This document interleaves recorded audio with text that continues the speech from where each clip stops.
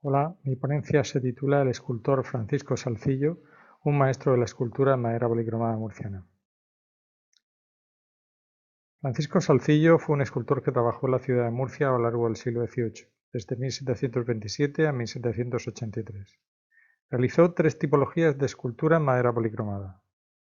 Escultura de talla completa, realizada completamente por madera, escultura de vestir, compuesta por madera y telas, y escultura enlienzada o enlenzada. Aquí en Murcia se le denomina enlienzada, que está compuesta por madera y telas encoladas.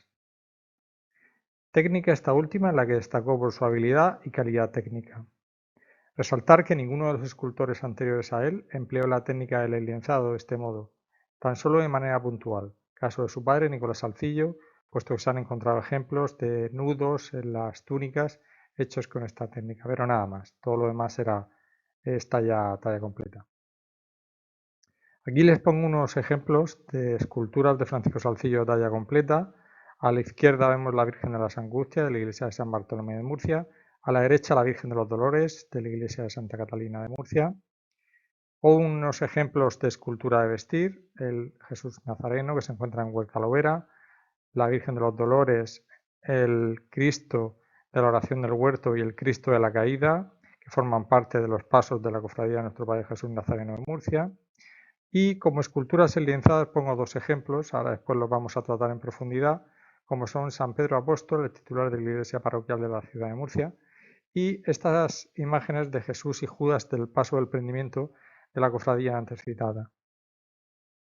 Pero, ¿por qué realizar una escultura enlienzada? Pues para tener una escultura que parezca de talla completa, pero con un mínimo peso. Pero no por ello un menor coste. De hecho, la imagen de San Pedro, esta que están viendo a su derecha, costó 6.000 reales. Más o menos es un precio más que relevante y para nada es un precio menor al tratarse de una escultura en madera tallada. De hecho, están viendo, y va a ser general, lo van a ver en las tres obras que traigo como ejemplo, todas estas piezas presentan trabajos de estofa, trabajos de dorado, con lo cual evidentemente todo eso encarece el coste de la escultura. Lo que hace esta tipología de escultura una obra idónea tanto para sacar en procesión como para colocar en el camarín de un retablo, debido precisamente a su menor peso, puesto que las telas encoladas no se pueden comparar nunca a una talla completa de madera maciza. De todas las esculturas que Francisco Salcillo realizó con esta técnica, se conservan tres, que pondremos como ejemplo. La primera, la Sagrada Familia, realizada en origen, como luego veremos, para la iglesia del Colegio de Santa Teresa de Murcia, hoy, después de la desamortización, en la iglesia de San Miguel. San Pedro Apóstol, realizado expresamente para presidir la iglesia de San Pedro de Murcia. Y las imágenes de Jesús y Judas del paso del prendimiento. Únicas imágenes en ese paso que son que presentan la técnica del enlienzado de la cofradía de Nuestro Padre Jesús Nazareno. Tres obras analizadas en el Centro de Restauración de la región de Murcia, las dos primeras en el transcurso de su restauración y la tercera en el transcurso de un estudio solicitado por la cofradía. Lo que ha permitido su estudio, así como conocer el sistema constructivo empleado por Francisco Salcillo en cada una de las piezas. Una técnica constructiva que, tal y como vamos a ver, se repite exactamente igual en las tres obras. Vamos a analizar, a explicar cómo trabajaba Francisco Salcillo, cuál era su sistema constructivo en estas esculturas enlienzadas.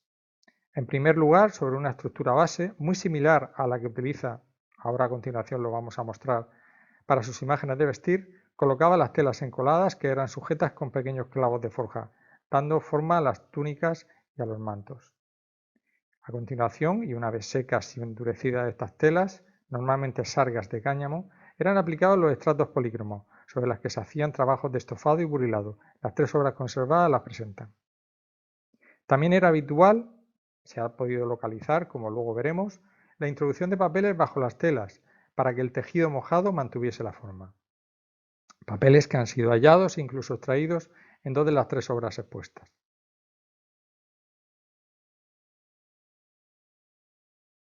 Aquí pueden ver un esquema de lo que sería una imagen de vestir de Francisco Salcillo. Vemos que está realizado con un busto donde va la cabeza, dos piezas grandes de madera que vienen aquí, una pieza que va entre ellas, los brazos y antebrazos articulados, más la estructura de banaderas. Hago especial mención a que se fijen en estos clavos que van sujetando, van desde el hombro sujetando esta pieza, ¿vale? Sujetan el busto, y estos dos que sujetan estos elementos grandes de madera con este pequeño. Y este hueco que hay aquí es totalmente de Francisco Salcillo y está en todas sus obras de vestir y en las enlienzadas. Lo van a ver a continuación. Esta es una imagen de vestir, una radiografía, en este caso la Virgen de los Dolores de Aledo, una obra de Francisco Salcillo, donde podemos ver exactamente su sistema constructivo. Ese busto que antes les he mencionado, que encaja perfectamente en las dos piezas de madera y que va fijado, que va unido con estas dos piezas mediante grandes clavos de forja. Tres partes de lo mismo ocurre aquí abajo. La gran pieza de madera se sujeta a esta pequeña con estos grandes clavos de forja, que son introducidos y taponados con yeso en la zona exterior. Fíjense en este hueco. Bueno, pues esto es lo que encontramos en una imagen enlienzada. En este caso está la imagen de San Pedro Apóstol, donde vemos la cabeza con el busto que encaja en estas dos piezas, y lo que pasa es que aquí hay una amalgama y radiográficamente no termina de verse bien, pero podemos ver que los clavos, estos dos clavos grandes, son exactamente los mismos, igual que estos dos clavos grandes están sujetando esta pieza de madera al busto que contiene la cabeza. Es decir, el mismo sistema constructivo que utiliza en las imágenes de vestir. La diferencia es que cuando realice una imagen enlienzada, aquí dentro normalmente no va a haber ningún tipo de color. Estos cuerpos los deja con un color sólido, a medio desbastar, ¿no? No medio desbastar, sino con la marca de la gubia visible, pero siempre llevan un color sólido. Las de bananera están perfectísimamente acabadas. En cambio, los enlinzados, como jamás se va a ver, y desde luego él no se planteaba que 300 años después hubiese una tecnología, que es el endoscopio, que entrase por dentro y pudiese ver en directo cuál era su técnica, pues evidentemente todas estas maderas están en crudo y no tienen ningún tipo de color. Esa es la diferencia básica. O sea, nos encontramos una imagen de vestir aquí dentro, o sea, la estructura, mejor dicho, una imagen de vestir aquí dentro, pero sin ningún resto de color. En esta obra ya se aprecia clarísimamente. Estos son Jesús y Judas del Paso del Prendimiento, donde podemos ver los ahuecados, las partes superiores que antes les he mostrado en la imagen de vestir, tanto de frente como lateral, ¿no? Bueno, aquí ven la estructura y cómo se van colocando todas las telas que van sujetas por pequeños clavos. Cuando tratemos esta obra individualmente lo podrán ver con mucho más detalle. Y como he dicho, una característica de esta escultura es que Francisco Salcillo introducía papeles no con una finalidad de indicar esto lo he hecho yo, no era ninguna firma, no era ninguna inscripción relativa a la obra, sino para que cuando las telas encoladas, que estaban mojadas evidentemente en aguacola, se colocasen encima de la obra, pues para que algunas zonas no se hundiesen. Entonces cogía papeles que podía tener en el estudio. Esto, por ejemplo, es un papel manuscrito que tenía en el estudio y que lo mete para hacer, digamos, para dar volumen a esa tela y que no se hunda. En el caso de la Sagrada Familia, esto es la Sagrada Familia, entramos con el endoscopio por el pie y nos encontramos aquí adelante pues este documento. Se decidió evidentemente extraerlo porque igual que entramos con el endoscopio se podía entrar con una pinza. Bueno, pues los trajimos para ver exactamente si había alguna referencia a algo. Y no, era un papel que estaba en su taller, que no hacía relación ninguna a ninguna obra que se estuviese haciendo, y bueno, interesante. Otro documento que encontramos, en este caso un libro del siglo XVIII arrancado y metido ahí en la zona de la manga, es este que les muestro aquí, en la imagen de San Pedro Apóstol. Vamos a ver pormenorizadamente las tres obras. En primer lugar, la Sagrada Familia, obra de la segunda mitad del siglo XVIII. Es un grupo escultórico compuesto por 5 efigies: San José, la Virgen María con el Niño, San Joaquín y Santa Ana. Aunque hoy en día está en la iglesia parroquial de San Miguel, en origen se hizo para la desaparecida iglesia el extinto colegio de Santa Teresa de Murcia. Aquí pueden ver el conjunto, el grupo escultórico que hace Francisco Salcillo, donde evidentemente si no hay un restaurador o no hay un escultor que delate que todo esto son telas encoladas, pues al común de los mortales va a pensar que, uy, qué escultura más bonita ha hecho Francisco Salcillo. En cambio, todo esto son telas encoladas sobre una estructura, como he dicho, base muy parecida a la que utilizan las imágenes de vestir, con unas cabezas y unas manos y unos pies de talla completa, el niño evidentemente también es de talla completa, y toda esta estructura, como ahora vamos a ver, es hueca. Esta es la parte posterior del grupo escultórico, donde podemos ver los ahuecados que presenta. Este cajón está hueco, evidentemente este también, y claro, todas estas telas. Aquí me gustaría subrayar que Francisco Salcillo acaba totalmente todas las obras, incluso por la parte posterior. En algunos casos esto nunca se haría, puesto que es una imagen que va a ir a un camarín, que creemos que pese poco, pero que nunca se va a ver. Pero él no, él hace un acabado como si fuese la parte anterior. Únicamente en este elemento no termina de acabarlo, ¿no? Pero por lo demás, vamos, es un acabado perfecto, como si fuese una escultura de bulto redondo.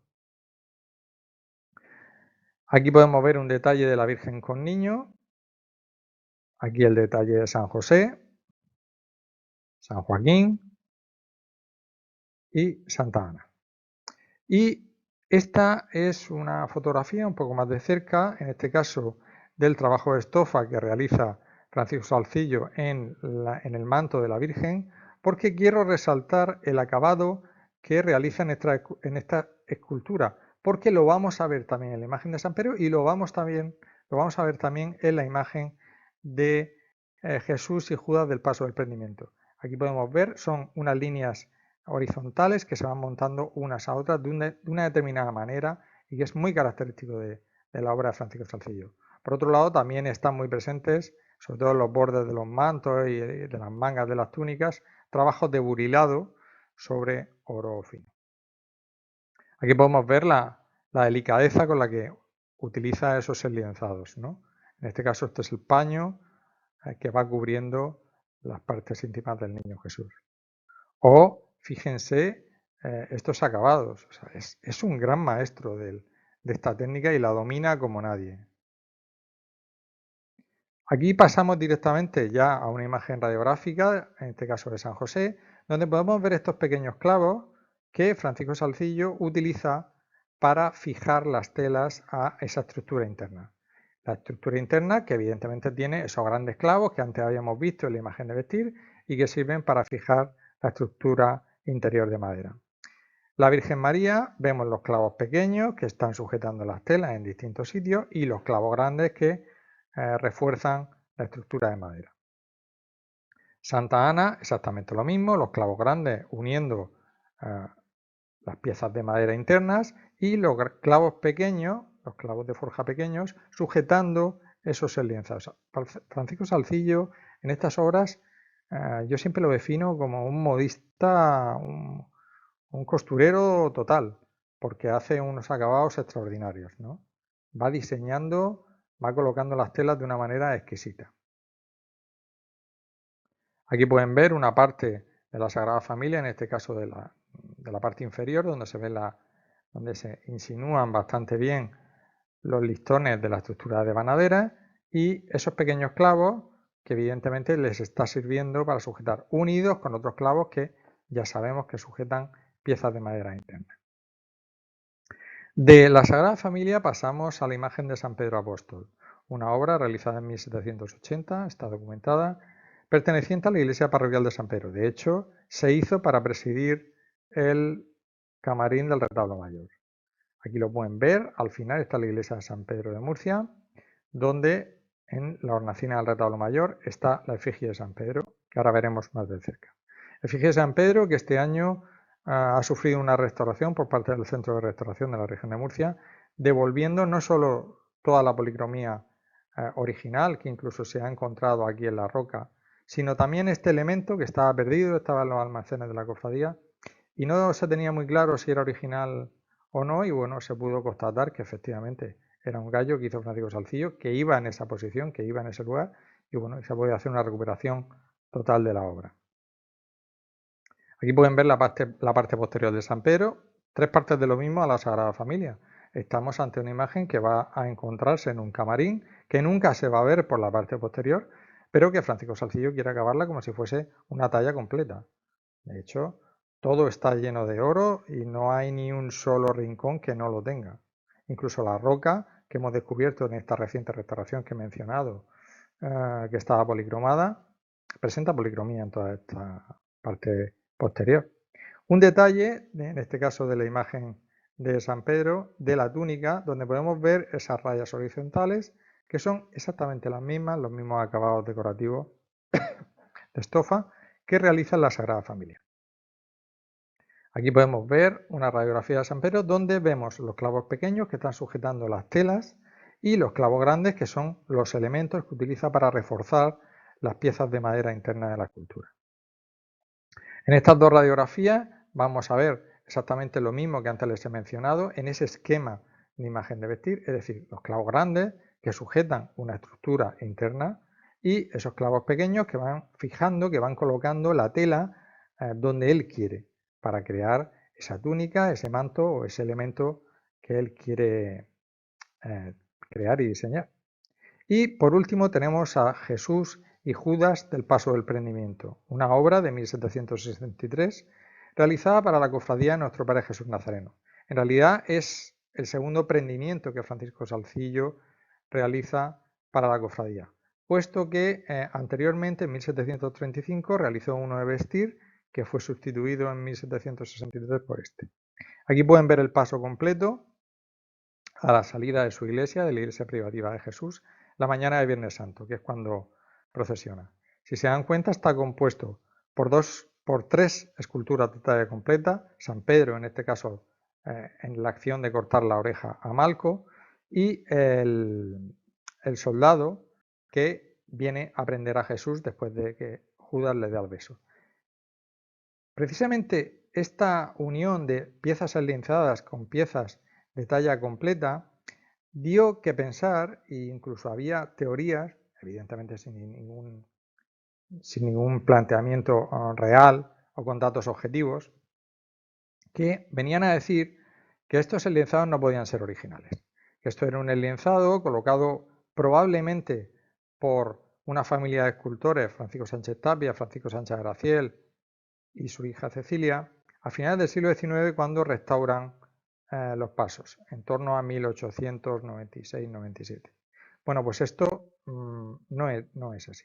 No es así porque si uno investiga un poco, se encuentra con la primera fotografía del prendimiento realizada en 1862, donde cuando la reina viene a visitar Murcia, pues la llevan a ver la cofradía de Jesús y el fotógrafo que lleva a la reina pues documenta los pasos. Bueno, pues aquí podemos ver que precisamente no de finales del XIX, sino ya un poquito después de superar la segunda mitad del siglo XIX, esas figuras ya estaban enlienzadas.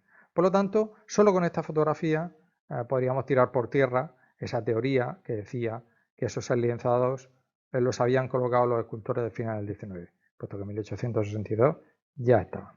Aún así, la cofradía de Nuestro Padre Jesús Nazareno quería salir de dudas, ¿no? Y solicitó al Centro de Restauración de la región de Murcia que llevase a cabo un estudio a fin de aclarar el tema. Se realizó un pormenorizado estudio de las tallas, utilizando rayos X, endoscopia, toma de muestras para su análisis químico estratigráfico, con una conclusión final. Los enlienzados son totalmente originales. Todo está realizado por Francisco Salzillo. El sistema constructivo es idéntico a otra obra ya analizada en el Centro de Restauración, puesto que San Pedro aún no se había restaurado. La Sagrada Familia que acabamos de ver. De hecho, este estudio fue expuesto a través de una conferencia en la Iglesia de Jesús para todos los cofrades y las personas que quisieron venir para precisamente poner en qué había consistido el estudio y los resultados del mismo. Todo esto es original de Francisco Salzillo. Aquí podemos ver, antes podíamos ver la cara anterior y aquí podemos ver la cara posterior de la imagen.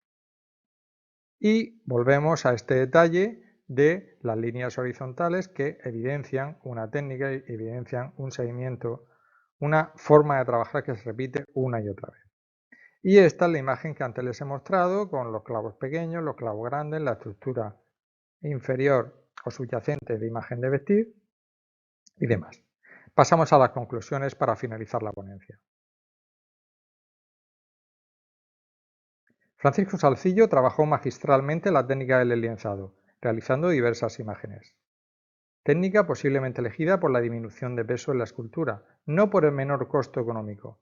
Así lo demostrarían los casos de San Pedro y las efigies de Jesús y Judas del Paso del Prendimiento.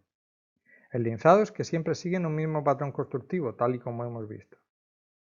Sería muy interesante cruzar estos datos con otros ejemplos realizados en España y fuera del país, a fin de comparar y extraer conclusiones.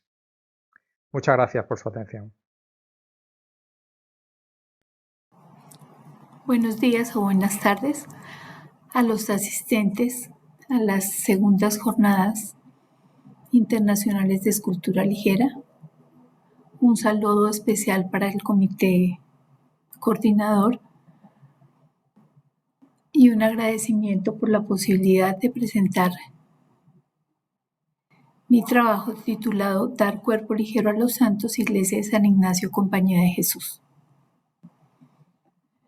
Al regreso a Santa Fe en el año de 1612, el primer procurador de la Compañía de Jesús en el Nuevo Reino de Granada, Luis de Santillán, de acuerdo con lo registrado en las cartas armas, abro comillas, hizo entrega en el colegio de muchas y muy grandes y auténticas reliquias que consigo traía, habidas en Roma y otras ciudades de Europa y de nuestro Padre General. Se refería a Claudio Acquaviva. El nombre de Claudio Acquaviva aparece relacionado desde 1611 con la gestión para la concesión de permisos de excavación y las exhumaciones y traslados de reliquias. Tenía la autorización papal para el envío de reliquias a las comunidades jesuitas que las solicitaban, lo que ocurría desde finales del siglo XVI, cuando los papas habían otorgado a los jesuitas acceso a los cementerios que por esa época eran de prohibido acceso y la extracción de los restos era una actividad ilícita. Pero es con el descubrimiento de las catacumbas del cementerio de Hermes bajo un viñedo sobre la Vía Salaria que les había obsequiado el Papa Gregorio XIII en 1576, que los jesuitas contaron con un depósito infinito de reliquias que podían excavar con permiso papal para su distribución por todo el mundo. La puesta en escena, procesión en la calle Real.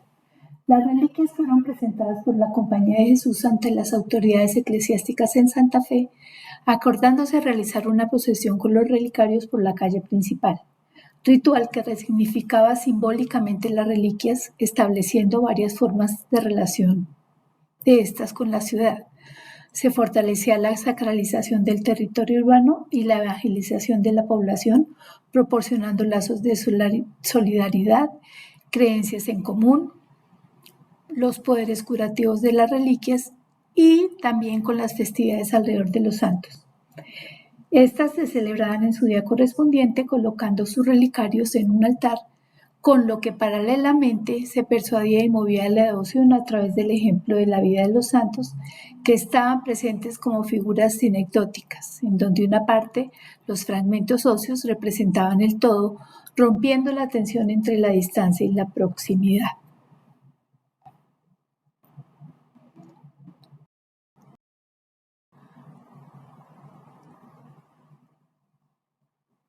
Aquí podemos observar unos relicarios que hacen parte del conjunto que vino en 1612 en diferentes materiales, y en la esquina inferior un relicario que, comparado su peso con el de los demás, es muchísimo menor.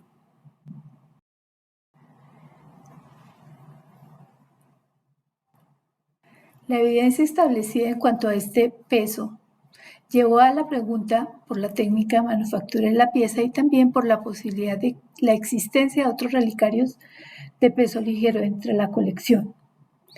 La identificación de los registrados en la lista de las andas que se encuentran hoy tanto en el altar de las reliquias y de otros altares en la iglesia de San Ignacio permitió que identificar otros relicarios que probablemente hubiesen sido realizados en la misma técnica para producir esas esculturas ligeras, convenientes para llevar en largas procesiones con reliquias. Además de la cabeza de Mauro estaba otro relicario que se caracterizaba por su poco peso. Este era el busto relicario de Santa Marina Mártir, resguardado en otro lugar de la iglesia.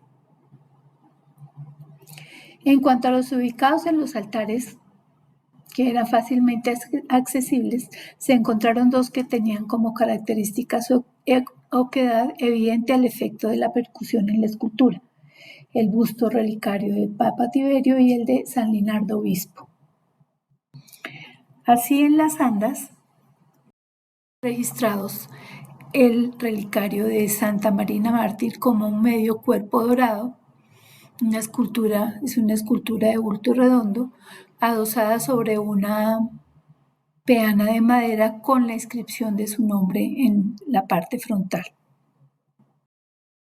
Asimismo, aparecen registrados los cuerpos de dos obispos en la novena anda, San Linardo y San Porciano Abad, que también son cuerpos dorados. Entonces, el de la derecha está ubicado en la parte que no es por ahora accesible para su observación cercana, pero que por sus características hace parte de este conjunto.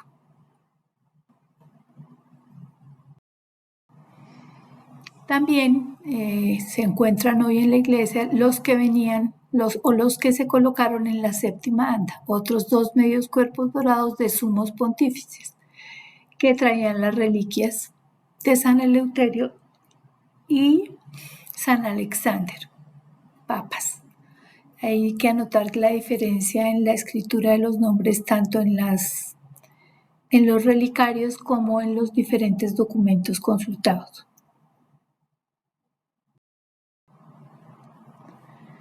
Volviendo a la cabeza de San Mauro, un relicario parlante, este venía en la anda 19 pero venía colocado sobre un cofre que traía su cuerpo. Este relicario, como vemos, permite que se pueda abrir y se constata pues su oquedad. También colocado adosado sobre una peana de madera adherido con clavos de forja. Estas características seguramente hizo que en el inventario de 1701 aparezca registrada la cabeza de Mauro Mártir como bajo la denominación de un material pasta que venía con su diadema de plata. El soporte, ligereza y oquedad. En inventarios posteriores se mencionan los materiales en que estaban realizados algunos relicarios, además de las reliquias que contenían. Así se relacionan en bronce, ébano, nogal, plata sobre dorada. En uno de estos documentos de la iglesia aparecen clasificados por materiales como la plata, el bronce y la madera. De otros tan solo se menciona su forma, por ejemplo, un medio cuerpo, pero sin especificar el material en que están fabricados. La diferencia de peso entre los relicarios de la colección plantea la pregunta por el material o continúa con la pregunta por la técnica con la que fueron fabricados, y una comparación de los pesos nos hace ver la gran diferencia, por ejemplo, con este que tenemos acá de un papa, que es en una talla en madera policromada y dorada, que pesa 11 kilos, mientras estos relicarios a los que me he referido, el de Santa Marina, por ejemplo, pesa 2,7. Tenemos los que siguen, que son San Tiberio Papa y San Linardo Obispo, que les asigna un peso aproximado de 3 kilos por cuanto están unidos a una base de madera bastante pesada. Entonces, por por las dimensiones, los coloco en un peso aproximado al de Santa Marina mientras que el de San Mauro Mártir pesa tan solo 1,84 kilogramos.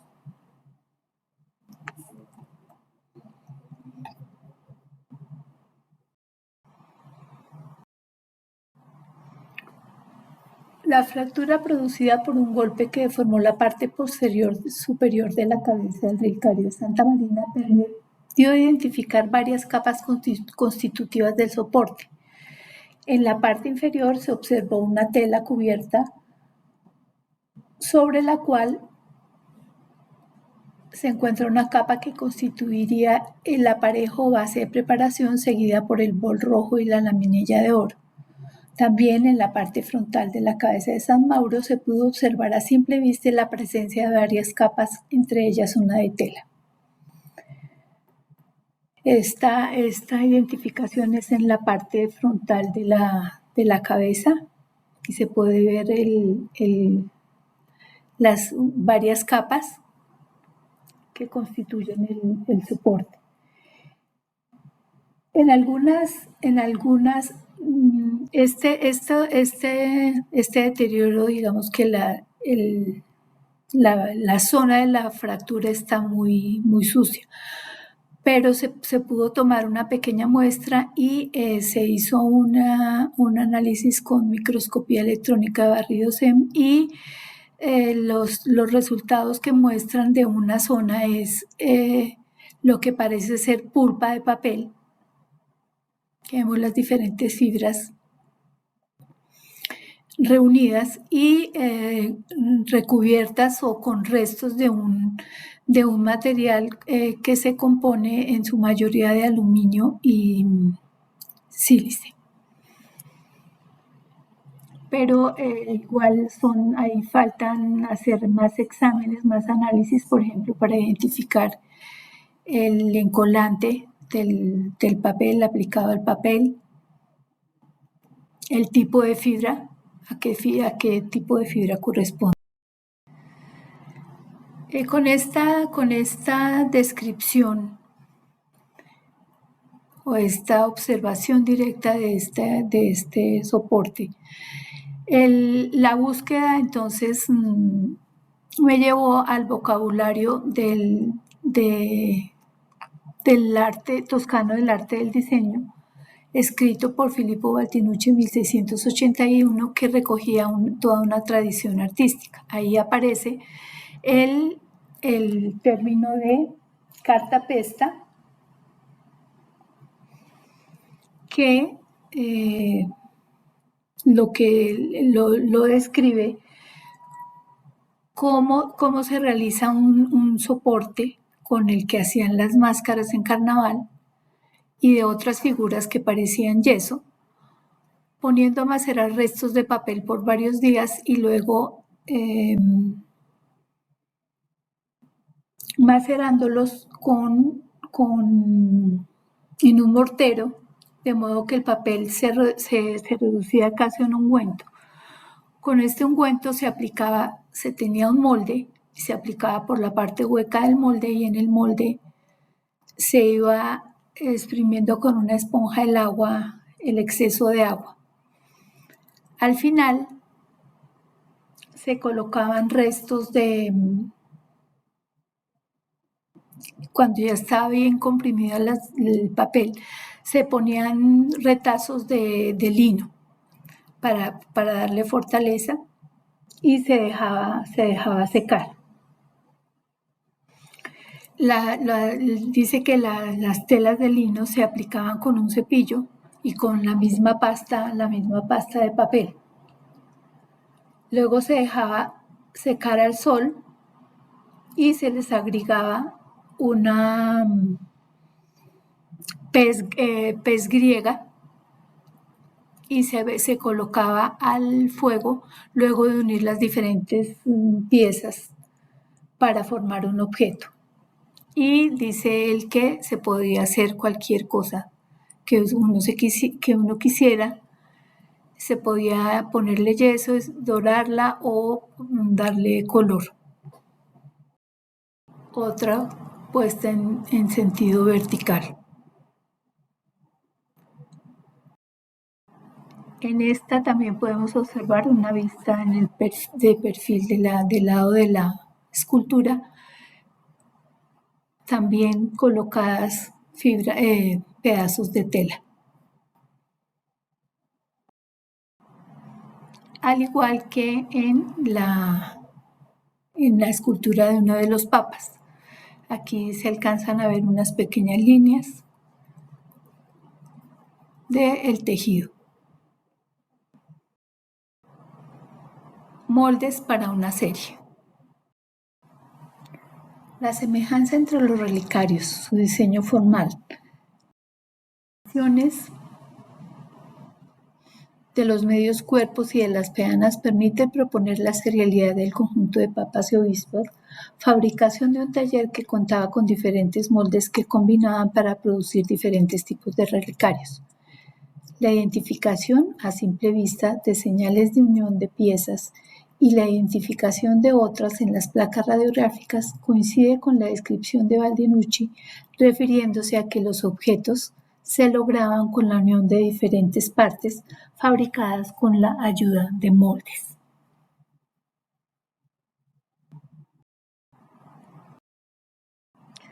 Aquí en la tabla podemos observar las dimensiones de cada uno de estos relicarios que se proponen como una serie. Su alto total, vemos que pues, el de Santa Marina es menor porque no tiene adosados los ornamentos como la tiara y la mitra que dan mayor altura. En cuanto a las medidas del busto como tal, vemos la cercanía en las de los del Papa y el Obispo, en todas sus dimensiones, igual que la peana e igual que la teca, pues que sí aparece con las mismas dimensiones. Estas dimensiones nos sugieren también la fabricación de la unión por moldes y de su unión. Registrado también, o sea, esta coincidencia en las dimensiones nos muestra y en las uniones nos muestra también en las placas radiográficas que vamos. Este es el caso del obispo. Vemos dos cosas. Primero, que la mitra es un objeto aparte que está unido a la cabeza o al rostro y al cuerpo, y por dentro está asegurado con una banda de tela. La podemos ver acá.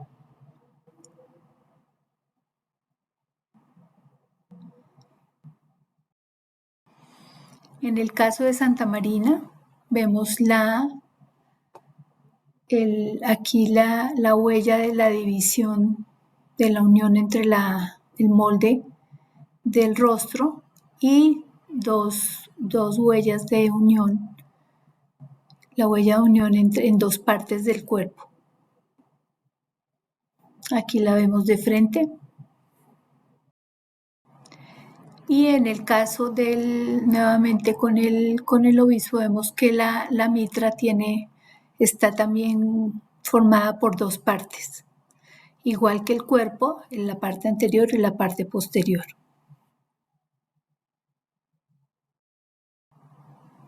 En el caso del Papa, son dos secciones longitudinales, una que corresponde al gorro, la mitra, perdón, la parte posterior de la escultura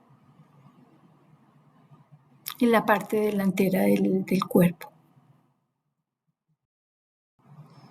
En cuanto al de Mauro, podemos ver cómo está adosado con los clavos a la peana.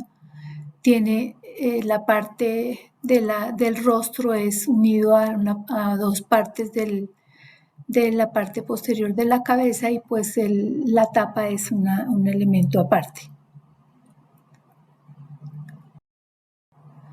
Y al interior se pueden ver las huellas del molde.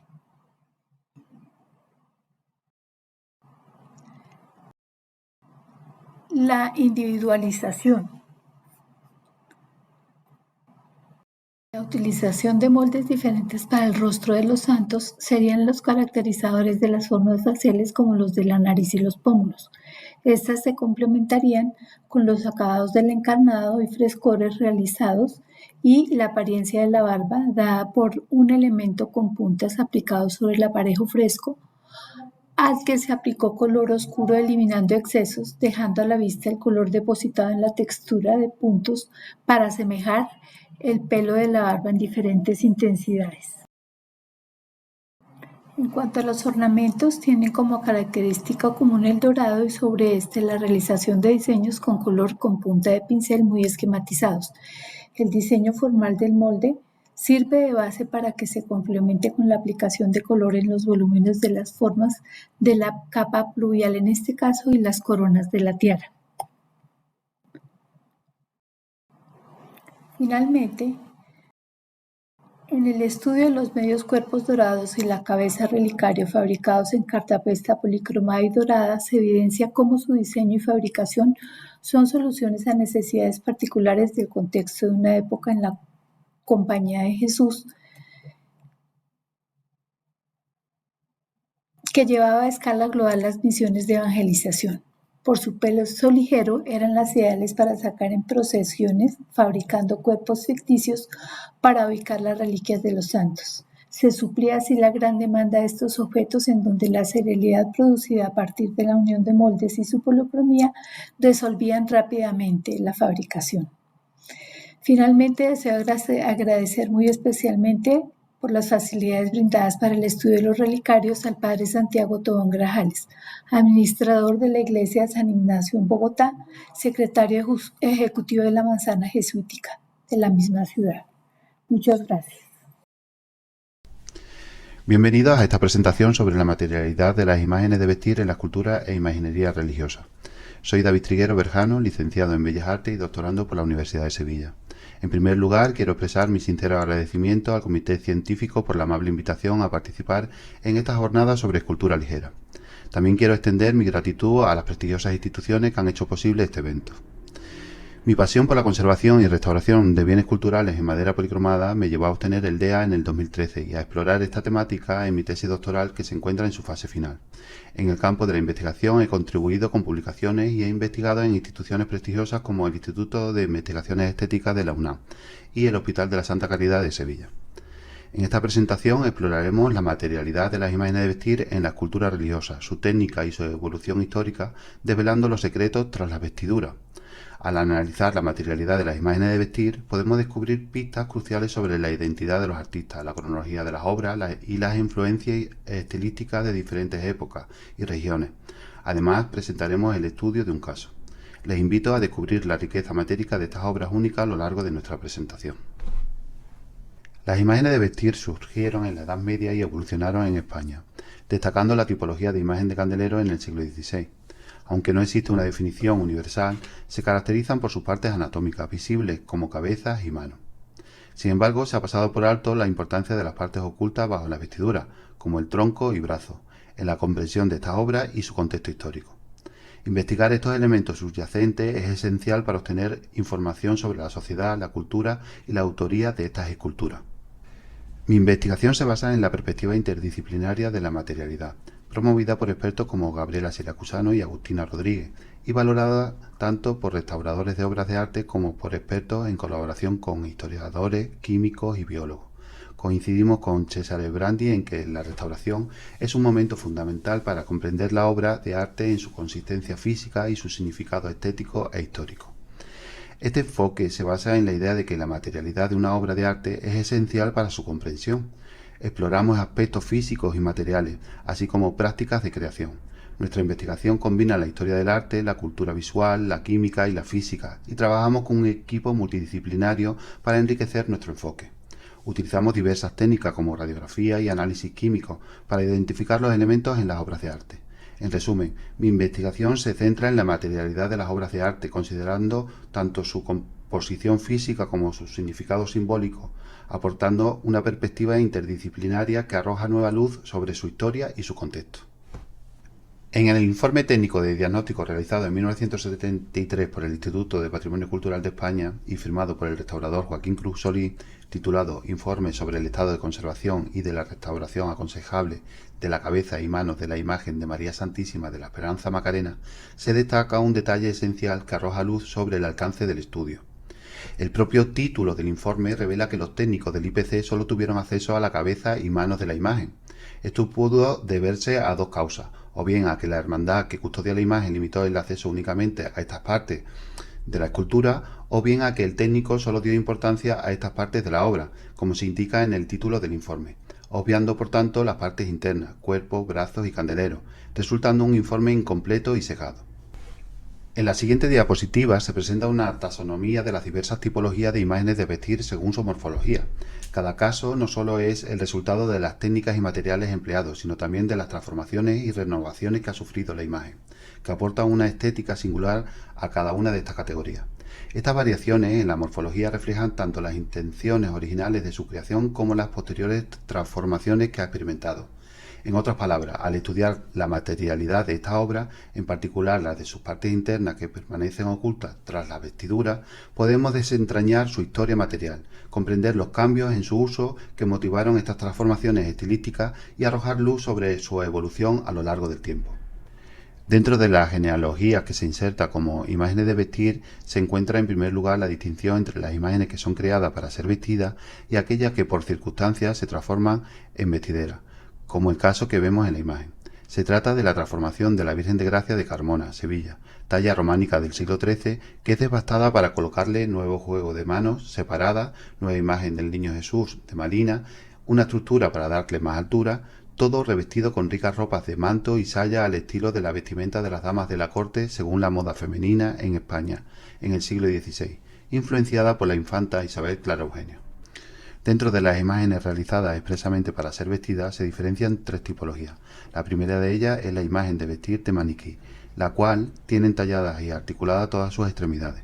En la imagen podemos ver un caso de imagen de maniquí articulado, expresamente realizada para ser vestida, como es la imagen de la Virgen de los Reyes, una talla de escuela francesa que preside la Capilla Real de la Catedral de Sevilla.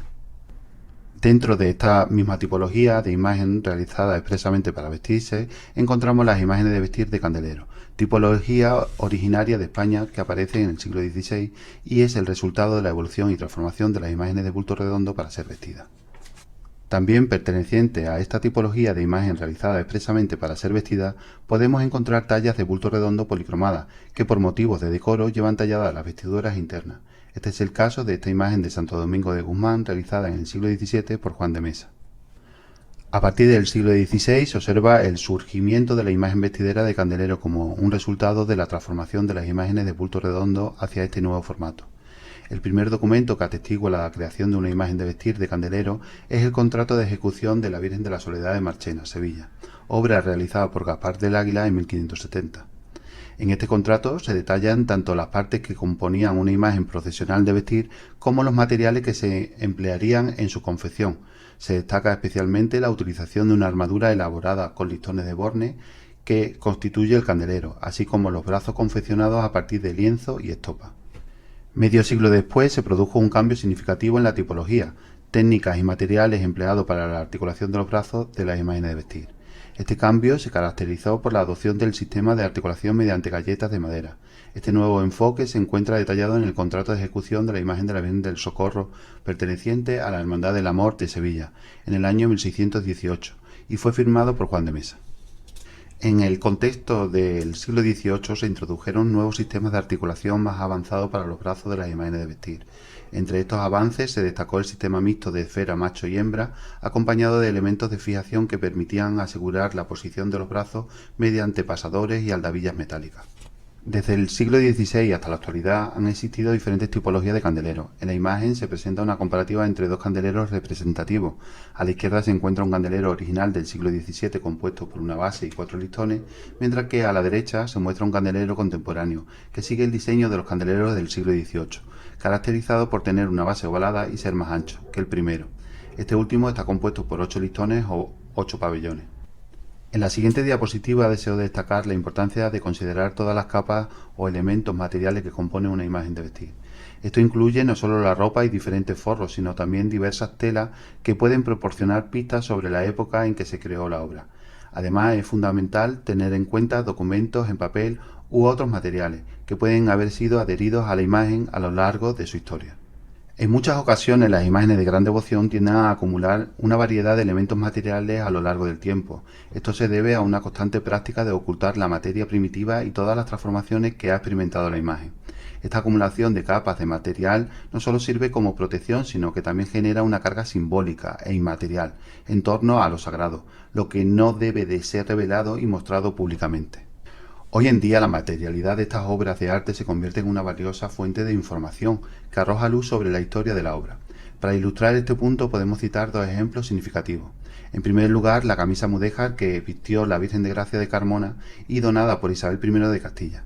Fue la primera prenda que se le colocó a la imagen después de su transformación en imagen de vestir en el siglo XVI. Este detalle refleja la alta consideración y dignidad atribuida a la imagen, equiparándola a la realeza. O por ejemplo el tejido nazarí descubierto bajo las enaguas de la Virgen de Pajares de Peñafiel. Este hallazgo nos proporciona una valiosa información sobre la influencia cultural y las conexiones históricas entre diferentes regiones en la época en la que la obra fue creada. Exploramos a continuación la figura del escultor imaginero sevillano Cristóbal Ramos. Ramos representa la transición artística entre el barroco y el emergente neoclasicismo, que comenzaba a influir desde las academias de arte.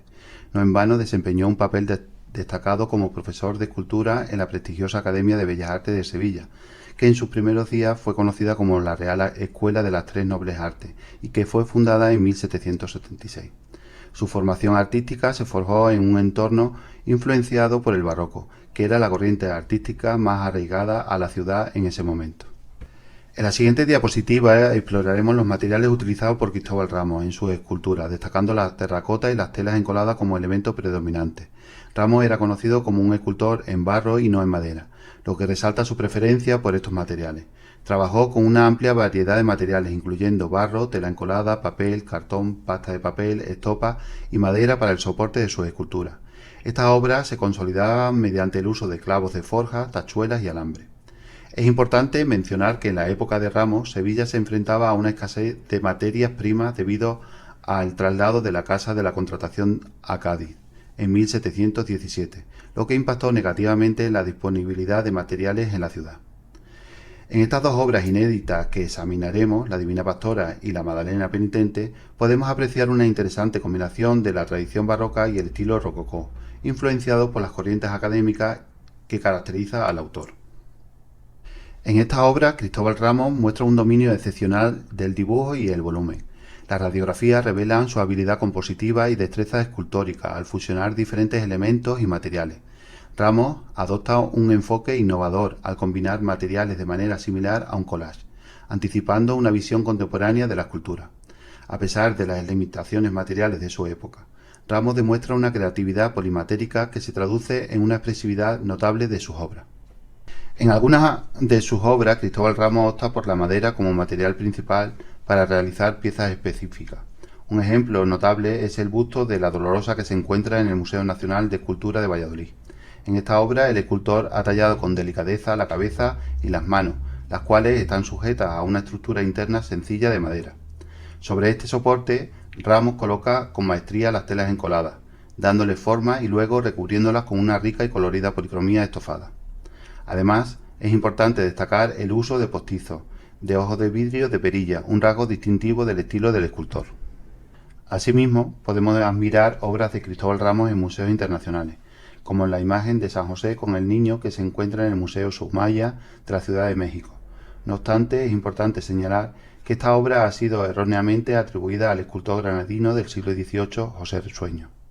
Es relevante destacar que la obra escultórica de Ramos fue notoriamente subestimada hasta la segunda mitad del siglo XX, posiblemente debido a la diversidad y modestia de los materiales empleados en su ejecución.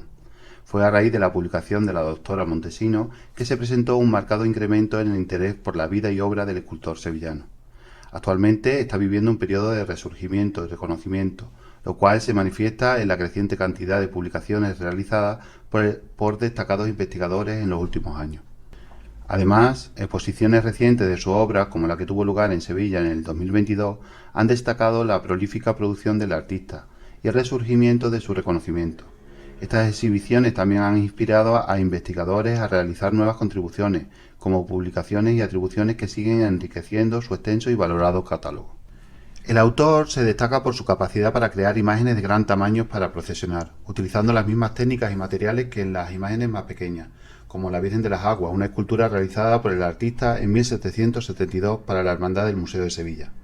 Esta imagen originalmente tenía cabezas y manos de terracota y un cuerpo de madera cubierto con telas encoladas. Mostraba una postura arrodillada sobre un almohadón de madera y estaba diseñada para procesionar delante del Cristo de la Expiración, en la posición Stabat Mater. Aunque se inspiró en modelos castellanos y sevillanos, la Virgen de las Aguas desarrolló su propia iconografía en el siglo XVIII. Regresaremos a esta obra más adelante para hablar de su transformación. Este modelo fue ampliamente reproducido por el escultor en diversas escalas y con los mismos materiales, tanto para su uso en capillas como para satisfacer las devociones particulares, como es el caso de esta dolorosa de tamaño académico que se encuentra en la parroquia de San Nicolás de Sevilla. En esta diapositiva exploramos una imagen de pequeño formato que comparte el modelo iconográfico de la Virgen de las Aguas. Al examinarla sin su vestidura, podemos apreciar su composición técnica y los materiales utilizados en su creación. La figura tiene una estructura interna de madera cubierta con telas encoladas. Sus brazos no están articulados y están hechos de madera y tela encolada, con las manos entrelazadas. La cabeza y las manos de la imagen son de terracota, con ojos de cristal. Está arrodillada sobre un almohadón de madera revestido de terciopelo. Esta imagen ejemplifica el modelo iconográfico característico del autor. Ahora exploraremos la obra del escultor imaginero Juan de Astorga, discípulo de Cristóbal Ramos. Su trabajo ejemplifica características técnicas y morfológicas compartidas con su maestro, como la producción de obras de pequeño formato y el uso de materiales con terracota, tela encolada y estructuras internas de madera. No obstante, Astorga también introduce algunas variaciones en su estilo, como la representación del cabello y la incorporación más frecuente de brazos articulados y manos separadas en sus esculturas. La imaginería de vestir es altamente susceptible y vulnerable a cambios materiales y morfológicos, modificando su estilo e iconografía. Un ejemplo destacado de esta adaptabilidad es la Virgen de las Aguas de Sevilla, que experimentó transformaciones significativas a lo largo de los años. En 1829 cambió de posición de arrodillada a erguida. En 1922 se le colocaron manos separadas talladas en madera y policromadas, que sustituyeron las originales de terracota. Estos cambios reflejan cómo estas imágenes pueden transformarse con el tiempo para satisfacer necesidades devocionales y preferencias estéticas. Un siglo después de que Infante Reina modificara la apariencia de la imagen al reemplazar las manos originales por otras y con motivo del 250 aniversario de la creación de la imagen, se recuperó la estampa primitiva con la estética de manos entrelazadas. A la derecha podemos ver la imagen en el paso de palio durante la procesión que conmemoró dicho aniversario. No obstante, podemos apreciar otra diferencia sutil entre las dos composiciones, pues en la postura arrodillada original tiene más sentido colocar las manos con un ligero desplazamiento hacia la derecha, creando un ligero contraposto con la posición de los hombros y la inclinación de la cabeza, mientras que en la composición en el palio la imagen tiene menos movimiento. Otro ejemplo lo encontramos en la Virgen de los Dolores de la Hermandad de Veracruz de Benacazón, Sevilla, una obra realizada por Ramos empleando los materiales típicos de su producción: cabeza y manos de terracota, estructura de madera, tela encolada, ojos y lágrimas de vidrio. En 1973 la imagen fue modificada por el imaginero Antonio Eslava, quien creó un nuevo candelero de madera erguido, así como nuevas manos extendidas y brazos articulados en madera. A continuación les presento una obra inédita de gran relevancia atribuida a Cristóbal Ramos. Se trata de una conmovedora representación de la Virgen que sigue fielmente el característico modelo arrodillado creado por Ramos. Esta obra conserva todos los elementos materiales, técnicos, morfológicos e iconográficos que son distintivos del autor, lo que la convierte en un descubrimiento académico invaluable. La dolorosa, sin sus vestiduras, nos permite apreciar en detalle los elementos internos que componen esta obra escultórica de bulto redondo.